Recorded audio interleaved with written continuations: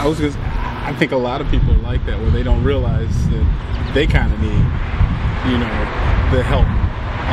Sometimes we push it on and project it on to other people. Yeah, and say they need this, but in the back of my mind, because I'm not where I was at, I'm looking at the 4 quadrants. Yeah. I know financially I wasn't there, but emotionally I wasn't there with my friendships. I saw areas that I can improve, especially when I started to look at it. When you harmonize one area, what do you think happens to the other? It affects it. Yes, because they're all interconnected. Yeah. They're all part of us. Mm-hmm. But we have attention, energy, and focus on one of those.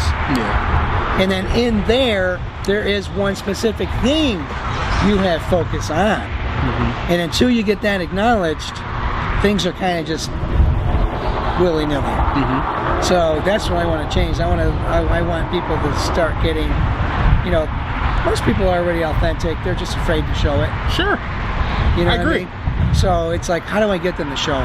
Mm-hmm. How do I help them become more who they are, right? Versus the social veneer and who they are. Yeah. Well, if you're having a crappy day, say you're having a crappy day. Yes. Oh, it's okay. Really? It doesn't sound too convincing. Yeah. Oh, same old. Oh, I'm doing good. Same old, same old. Right after. Yeah. Okay, are you doing good, or is it same old, same old? Yeah. Which one is it? Mm-hmm. You want me to hear it's good, but inside it's different. Well, I want to know what's inside.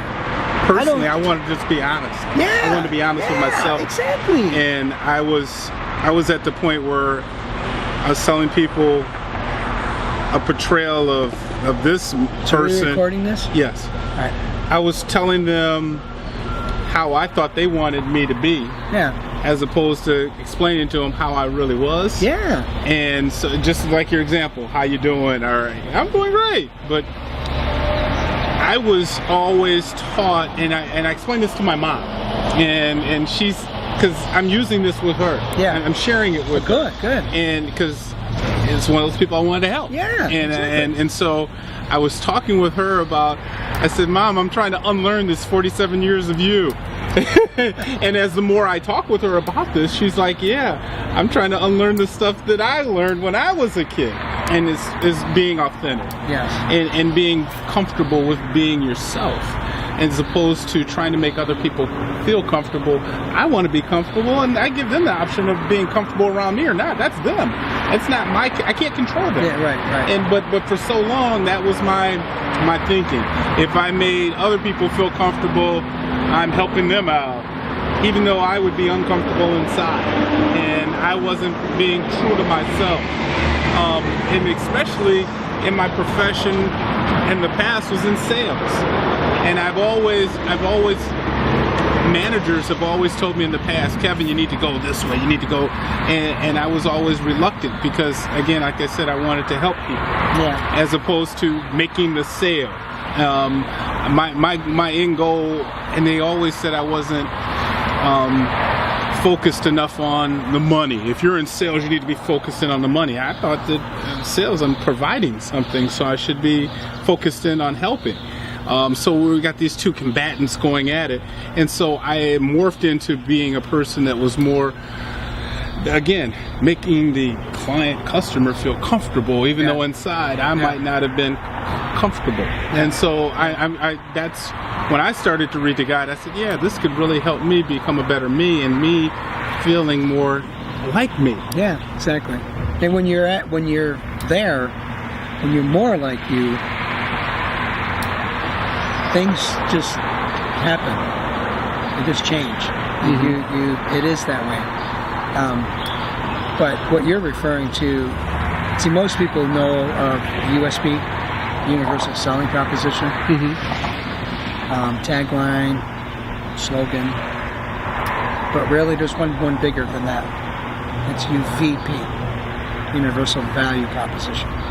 What value do you bring? Because see, the value is the purpose. Not when you're trying to sell them something. Sure. Yeah, I want to sell you this. No. That's fine. You want to sell me something, but what value does it have to me? Sure.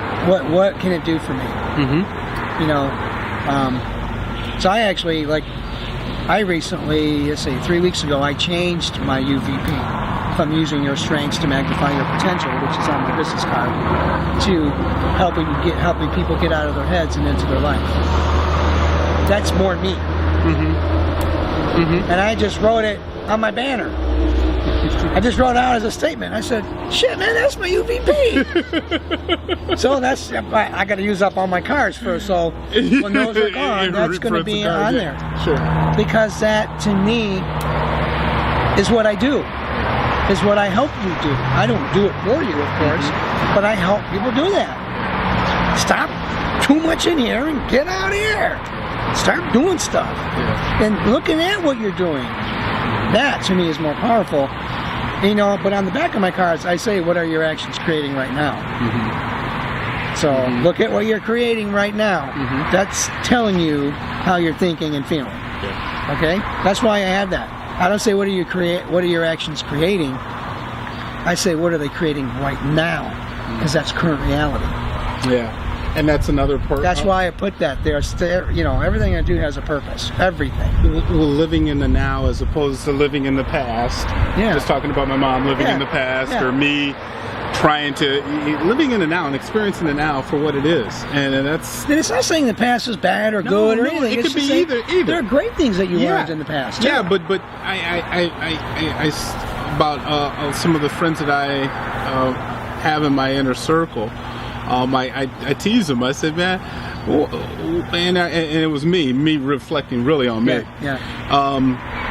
There's nothing wrong with growing up. No. There's nothing wrong with maturing. You can't stop it. You can't beat all the time, but just being comfortable with it, as opposed to always wanting to do. And it's just again my feedback of that instance is. Acting young, and not thinking, and there's because like you just said, there's principles that you can pull from that. You know that getting off on the cliff and not caring about what's on the bottom, because when you're young, you're just jumping. And you get older, you're like, I remember that last time, so I'm not going to jump, but I'm gonna still get. You still want that exhilarating. You can still go feeling. to the edge. You can still get that feel. Yeah, you go to the edge like, oh shit, man, Grand Canyon is pretty damn deep. But that's what I said. I said to myself that, and it's more about myself than my friends. Is like it's okay to mature. Yeah, absolutely. I think you're right. All right, well, let's see what we got. Yeah, let's get into the feedback part, and then we'll continue on with the next thing. Because there's with well, I'll wait till we. Is it filming right now? I think it is. Let me just check and make sure, because I turned it on. Yeah, this is rolling. This is hot. And how long has it been rolling? It's been going. This has been going for 20 minutes, and we still got another 50 minutes on this. And this one has been going for a while. It's a big card in there. Okay. But we got about 25 minutes. But yeah, I wanted to capture some realness of what we're talking about without ever thinking about it, man. I just wanted to get more authentic than that. But let's look at your feedback. So the feedback is we're looking at the number of times that you were aware that you caught yourself in the emotional reasoning. The number? Yeah. Okay. Reasoning. Yeah. The counter was cool because I could list everything out. Oh, okay. So my emotional reasoning, and again I was poor on this, but wow, I wonder how it's counting like that. Man, right when I started this, that can't be right. Maybe it's the last time I clicked on it, and it's counting from there because it says 12 hours ago. I started this. Okay. I just want a number of the total of your 3. Of your top ant. Okay. My 3, and then 0. My top ant was emotional reasoning. I put 3 times on there. Okay. Jumping was my second. Okay. And the jumping was again 3. All right. So this week, I only want emotional reasoning. Okay. It's the only one I want. Okay. Right now. Okay. Because that's the head of the snake. Yeah. That's the conductor. Mm-hmm. So imagine because I want you to divert your energy and attention on the emotional reasoning, because that's the most energetic right now at this point. Mm-hmm. Even though what was your jumping? What number was it? Oh, that's a 5-2. Yeah. Okay, all right. So they're pretty close. Yeah. So it's not right or wrong, but we want to start handling the conductor. Sure. Okay. But I did write it down, so that gives us some data for later too. Okay. And so this next week, it's all a matter of, oh, I did it. Click. Oh, I did it. Click. Oh, I did it. Click. It was more on my mind even this morning at the gym. Yep. And every time. Oh man. Oh man. Oh man. Okay. Oh man. Oh man. Just keep doing it, because what you're doing is every time you're taking a physical action towards it, you're acknowledging it. That's all I want you to do at this point. You're acknowledging it without thinking about acknowledging it. You're just, oh, I did it. Oh, I did it. Okay. Oh, I did it. Mm-hmm. You just want to know gotcha, that I know about you. That's good. That's good feedback, Yeah. because I was already trying to go through the whole and I went to the guy and I was like, okay, let me think of these 3 questions now about this. Should these apply? Okay. And the reasoning behind I have you do this initial step, I want you to get really good at identifying it. Okay. And the faster, when you come to me and say, Giuseppe, man, I did 400 this week. Mm-hmm. It may sound terrible, but it really isn't, because that means the higher the number, the more aware that you're doing it. Gotcha. Okay, the lower the number means, well, I'm not really catching it. I want that high number, because now it's top of mind. Oh man, I did.